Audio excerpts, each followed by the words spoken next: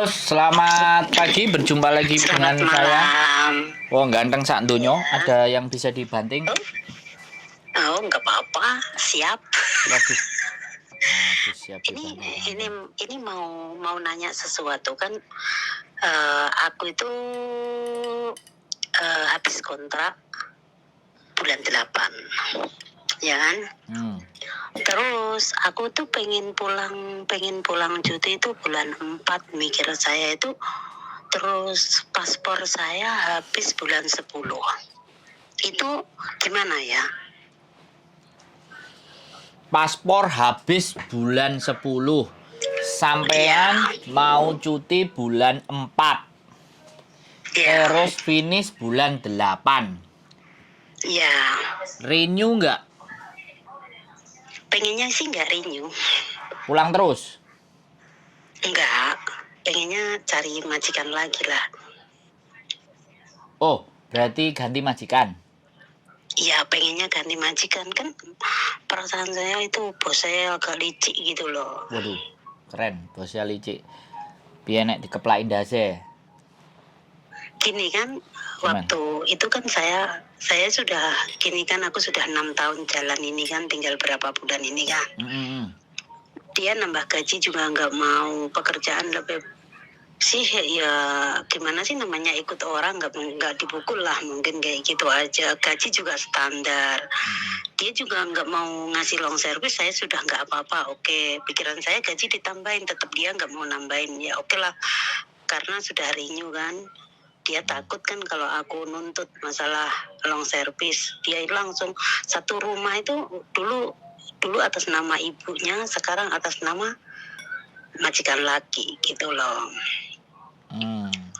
Terus waktu itu kan aku diginiin kan, aku kasih uang 1.500, kamu nggak pulang. Enggak lah, saya mau pulang aja nanti, nggak tahu kapan saya pengen cuti, kata saya gitu.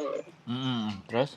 Aku bilang gitu, terus dianya langsung dia pleng, kayak gimana gitu. Gak terima? Karena apa, 1.500 itu nggak bisa dibuat beli tiket. Saya itu nggak apa-apa sih di sini. Pikiran saya renew nggak dikasih long service, nggak apa-apa. Nggak digaji, gaji nggak mau nambahin. Saya sudah diem, kata saya kayak gitu. Masa saya minta 3.000 aja sama-sama rata kayak temen, masa dikasih 1.500, mana ada pesawat 1.500, kata saya kayak gitu kan.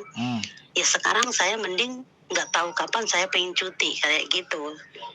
Pikiran saya di situ gitu loh. Gimana ya? Sampean udah ngomong sama agent? Enggak mau, agennya itu enggak ini loh, enggak ini sama saya itu, enggak gimana membela majikan gitu loh. Saya enggak sukanya di situ. Jadi kalau kita bicara peraturan cuti, Iya. Cuti itu hak sampean, dan cuti itu libur yang berbayar. Iya. Jadi kalau sampean cuti 2 minggu ya 2 minggu tetap dibayar. Terus ibaratnya sampean beli tiket, dia yang beliin PP, bukan sampean beli sendiri. Iya, makanya itu waktu dikasih uang 1.500 saya nggak mau kayak gitu. Mending saya pulang aja kayak gitu, saya cuti aja. Nanti suatu hari aku minta, kalau aku pengen konsultasi dulu ini gimana gitu sarannya, apa aku harus habis dulu, apa gimana. Kalau habis itu pikiran saya nggak renew, tapi aku pengennya pulang dulu, terus cari majikan. Sudah dapat, saya tunggu di rumah gitu. Gimana prosesnya, enaknya itu gimana gitu loh. Aku minta saran di situ. Ya bisa, tetap bisa. Sampean sebelum pulang kan, sampean ada sebelum pulang ke Indonesia kan sampean cari-cari majikan. Begitu sampean finish bulan 8, bulan 6, 7 itu udah persiapan cari majikan. Jadi dikondisikan. Jadi kalau memang sudah oke, kurang 42 hari, sampean boleh break. Boleh bilang mau keluar dari tempat majikan, kan sudah dinyatakan finish. Kita akali ganti.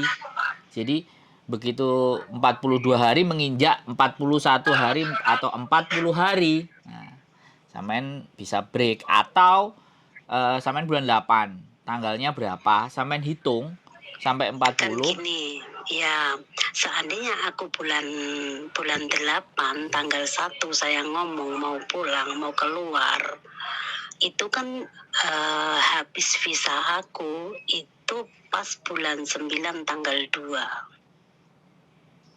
Bulan 9 tanggal 2. Ya berarti bulan Iya, itu 8. habis. Kalau dia nggak ngasih duit buat cuti, ya sudah, sampean 14 hari sebelum bisa keluar, sampean harus keluar duluan. Iya, nggak apa-apa. Pikiran saya di situ. Maksud saya seandainya saya habis digaji, saya suruh keluar, nggak masalah. Bagus gitu. Gajiannya tanggal berapa? Iya, tanggal 16. Pas lah, kalau tanggal pas gajian dia aku keluar Ya, itu cabut. bisa. Maksud itu pas. Cabut. Pas 14 hari gitu loh maksud saya. Ya, wis. Ya gitu langsung keluar. Habis gajian keluar aja hari ini. Nggak apa-apa. Kayak gitu. Finish kan. Iya, terus enaknya itu gimana? Enaknya itu gimana? Maksud saya itu sekarang kalau seandainya aku pulang bulan 4, gitu kan mungkin 2 minggu lah saya pulang kayak gitu kan. Cuti 2 minggu, mungkin bulan 5 tanggal 14 saya sudah nyampe sini lah. Kayak gitu aku harus membuat paspor dulu, apa gimana, Ya. Rumit apa gimana gitu loh. Paspor sampean kan bulan 10 mati. 6 bulan dari bulan 10, berarti bulan 4 itu sampean sudah bisa bikin paspor sebenarnya, booking. Tapi nggak apa-apa, sampean booking di depannya aja, bulan 3. Kalau coba-coba booking ternyata masuk, ya sudah, booking aja. Halo? Iya, booking. Iya, booking tanggal bulan 3 ya. Iya, sampean booking bulan 3. Jadi enak. Gitu. Jadi sampean pulang ke Indonesia, paspor masih panjang, dan sampean sudah misalnya tanda tangan sama majikan bulan 7, bulan 8 pun nggak ada masalah. Tanda tangan, habis tanda tangan sampean di tempat majikan lama, sampean keluar, si majikan lama sama agent ngasih laporan bahwa sampean sudah kelar, sudah selesai. Baru visanya itu bisa turun. Gitu. Aku harus minta keterangan sama si majikan itu. Nggak, sampean finish. Majikan saya itu nggak ngerti kayak gitu loh Bang, nggak ngerti sama sekali majikan saya yang ini, nggak ngerti kayak gitu. Mana ngerti aku gini mana ngerti dia. Ya nggak apa-apa kalau sampean nggak ngerti, kita kasih nomornya Lebor, suruh nanya ke dia. Kalau sampean ngasih tahu ke dia dan dia ngeyel, sampean suruh Lebor itu bahasa Kantonisnya, aduh kemarin udah tak catat itu aku lupa. Nanti tak WhatsApp samain. Jadi suruh telepon, ini nomornya kalau kamu nggak ngerti aturan, kamu nanyanya ke sini gitu loh. Gitu loh. Iya, waktu aku ini aja kan agent itu aku kan walaupun renew itu kan saya juga nggak tahu tempatnya agent itu di mana, juga nggak tahu. Kalau renew itu dia agent datang ke sini. Ya nggak apa-apa, ya kan. Saya juga kayak gitu. Kalau renew, saya anaknya bojoku, kalau renew saya datang ke Cungsawan, terus ngetok, terus keluar di situ tanda tangan, terus saya balik lagi, ya saya proses. Ya memang kayak gitu, nggak masalah. Agent itu memang punya tempat, punya domisili. Makanya kalau gitu kan bisa jadi sub agent. Jadi dia sub agent, artinya tidak agent yang utama. Kalau di sini kalau ada agent yang gede-gede itu kan kelihatan, terus agent yang kecil-kecil itu baru. Nah, sekarang kita nggak perlu permasalahkan itu. Yang perlu kita permasalahkan adalah sampean harus ngasih nomor Lebor ke majikan sampean bahwa cuti itu libur yang berbayar. Jadi, iya, kalau kayak gitu dia tahu. Jadi dia harus beliin tiket PP. Dia beliin tiket PP sampean, nggak bisa, bukan sampean. Kalau 1.500 nggak bisa buat PP. Nah itu bisa dituntut. Aku mau minta cuti, dia nggak ngasih cuti. Iya, makanya ini saya kan minta cuti kan itu waktu tahun kemarin kan nggak bisa pulang. Jadi aku mau minta pulang ini tahun ini Jadinya seandainya aku masuk lagi tanggal bulan 5, aku kan tinggal berapa bulan kan, aku kan bisa keluar. Seandainya kalau nggak gitu, kalau lagi finish, seandainya harus finish, kan masih harus finish. Seandainya ini aku minta sarannya Mas kan, kalau seandainya finish, kan aku pengennya seandainya finish, kan aku sudah punya paspor baru kan. Ya kalau sampean bookingnya bulan 3 di ACC ya ke KJRI udah selesai. Terus aku harus cutking lagi. Loh, habisnya setahun itu bulan apa? Yang visa nih sampean yang tertera di situ. Bulan 9 tanggal 2. Enggak usah cutking kan udah, sampean pulang kan udah. Kalau sampean nggak pulang, sekarang kan sampean sekarang gini loh. Oke. Oke, kita bahas satu-satu. Sampean itu mau minta libur di bulan cuti di bulan 4 atau sampean akumulasi di belakang? Wis itu dulu. Kalau sampean kita bahas potongan kita bahas 14 hari di belakang, yang di bulan 4 kita lupakan. Kalau kita mau minta yang bulan 4, kita suruh telepon labor suruh ngasih penjelasan ke majikan gitu loh. Jadi sampean pastikan dulu sampean mau pilih yang mana gitu loh. Kalau sampean tanya habis itu aku kayak gimana, aku jawabnya kan bingung toh Mbak. Plan A. Aku maksud itu gini lah Mas, enaknya seandainya aku harus finish, kalau permintaan saya itu kalau aku finish kan bulan 8, aku bisa keluar lepas gaji, aku harus keluar seandainya aku pulang.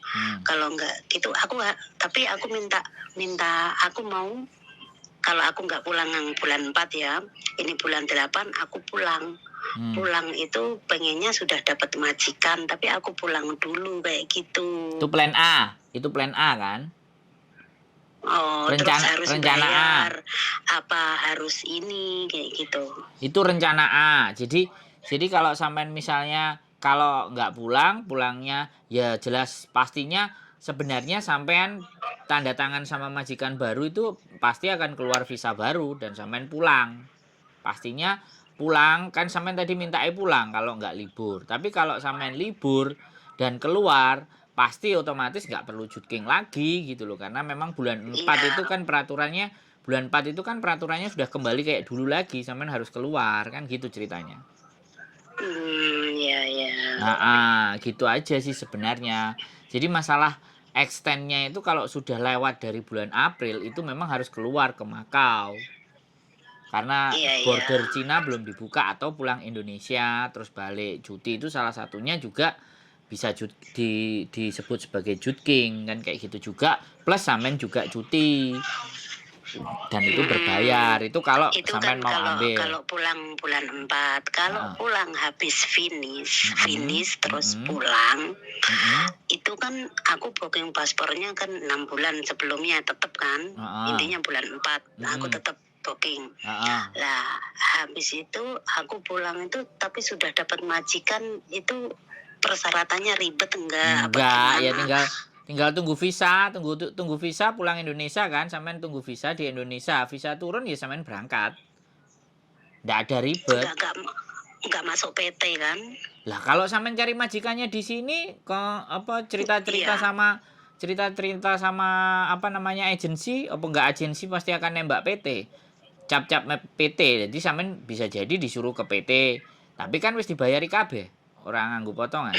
Karena sampean kan sampean udah dibayar sama agensi di Hong Kong untuk persoalan di PT-nya. Makanya kalau cari majikan di Hong Kong ada PT yang minta ada uang titipan. Paham nggak? Karena kan dia harus bayar PT untuk proses sampean. Jadi kalau sudah ada majikan, supaya sampean nanti mau balik lagi ada uang titipan. Kalau uang titip misalnya sampean nggak balik ke sini, uang titipan itulah yang akan diserahkan sama PT yang dia sudah bayar duluan gitu loh. Iya, jaminan lah. Sebenarnya bukan jaminan, karena itu nanti juga ada yang balik, ada yang tidak. Tergantung agennya masing-masing. Berarti peraturan itu tetap kayak yang dulu ya. Kan aku waktu masuk majikan sini, yang dulu, waktu masuk majikan yang ini, aku tapi dapat visa dulu, aku baru pulang. Rata-rata kayak gitu. kayak gitu. Tapi aku pulang juga nggak lama, cuma sebentar. Kalau seandainya nunggu visa di rumah, tapi kan sudah ACC di sini, tinggal turunnya aku pulang kan nggak ribet, nanti nggak masuk PT, nggak minta data-data, nggak kayak gitu kan? Ya enggak, kan sampean udah nyetorin di. Oh. Jadi agent yang di sini itu udah ngurusi sampean di PT sana. Oh. Kak, jadi gini, Hmm. visa itu tidak akan keluar kalau tidak ada COP KJRI. Nah, KJRI tidak memberikan COP kalau tidak ada dari PT sama agent di Hong Kong. Harus ada 2, gitu loh, paham nggak? Jadi makanya kalau itu sudah sempurna, maka visa itu bisa diantar ke imigrasi.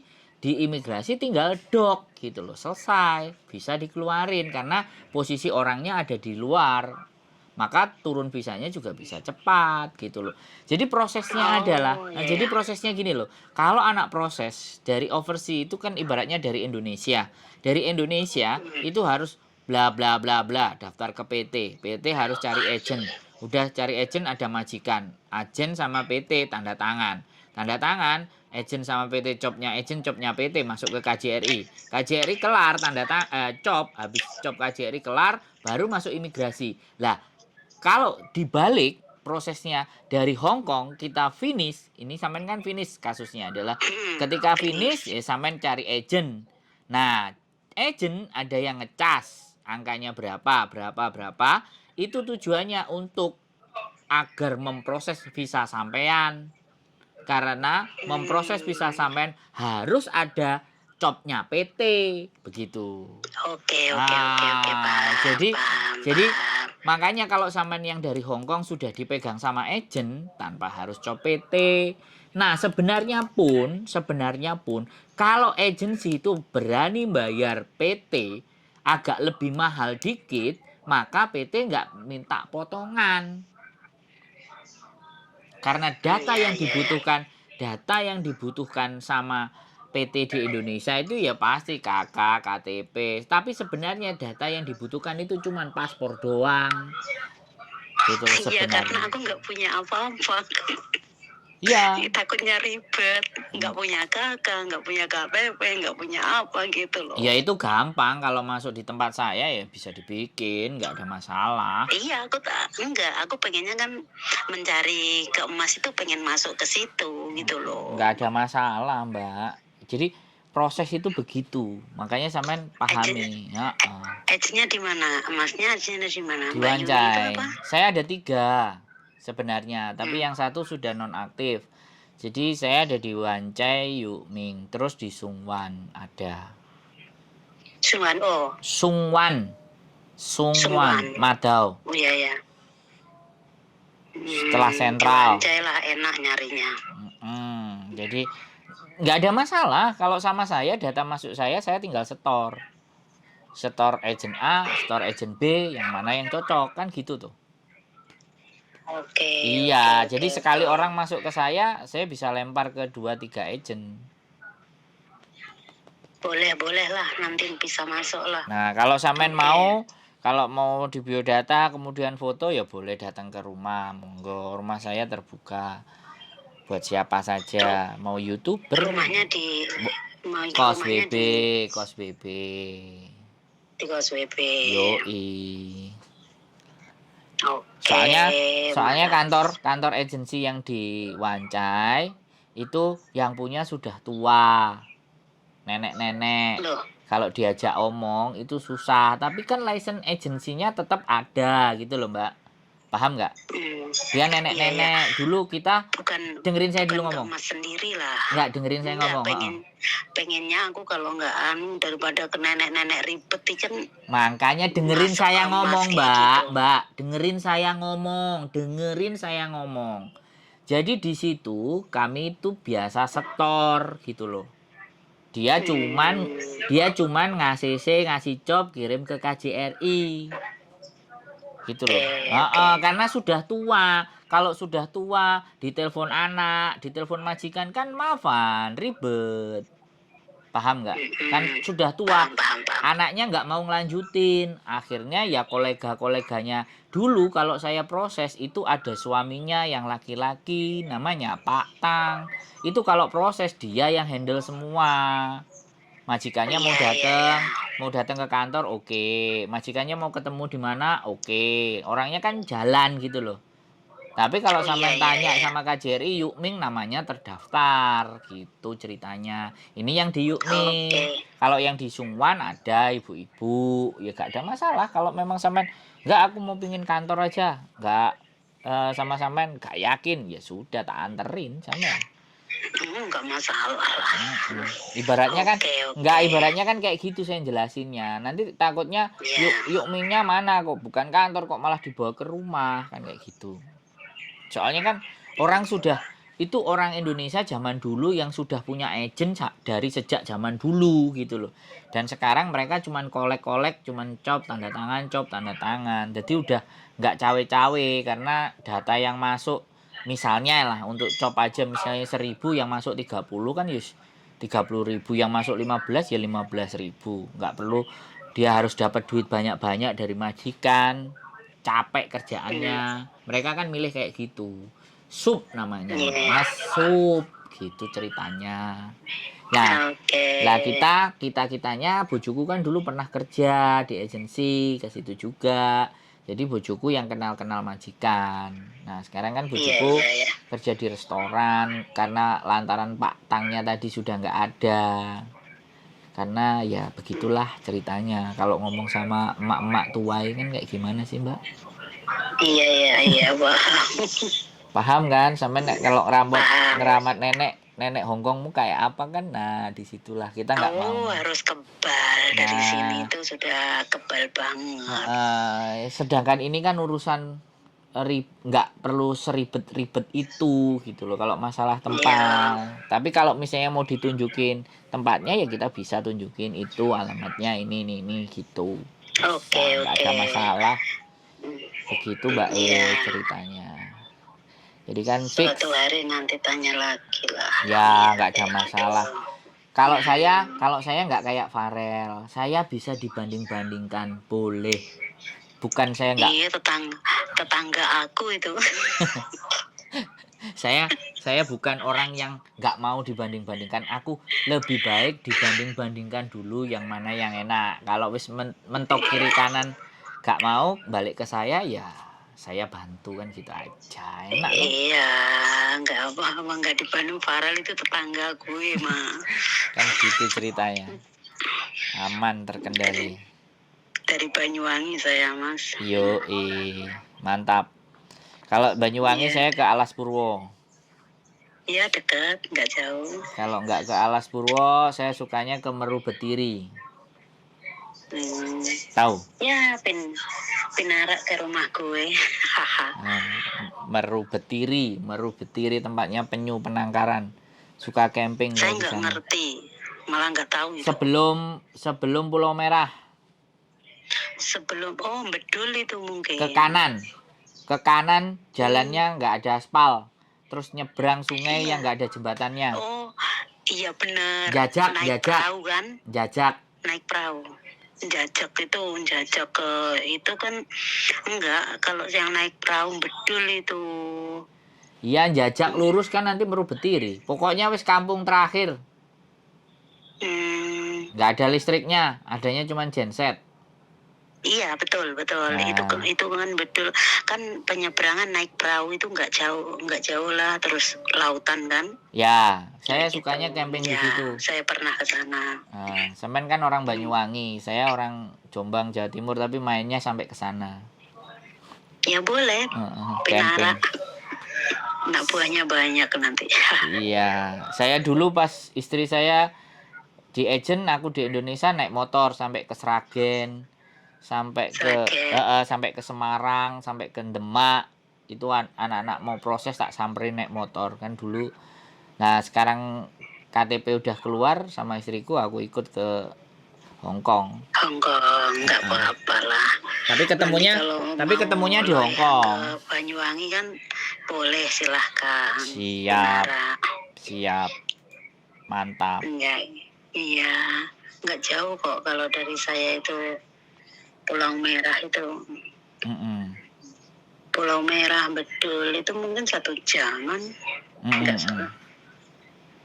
Purwo Alas itu Purwo. malah Saya dulu malah di Alas Purwo Belambangan itu 1 bulan dilepas. Cuman dikasih garam sama alat pancing sama pisau sama korek api.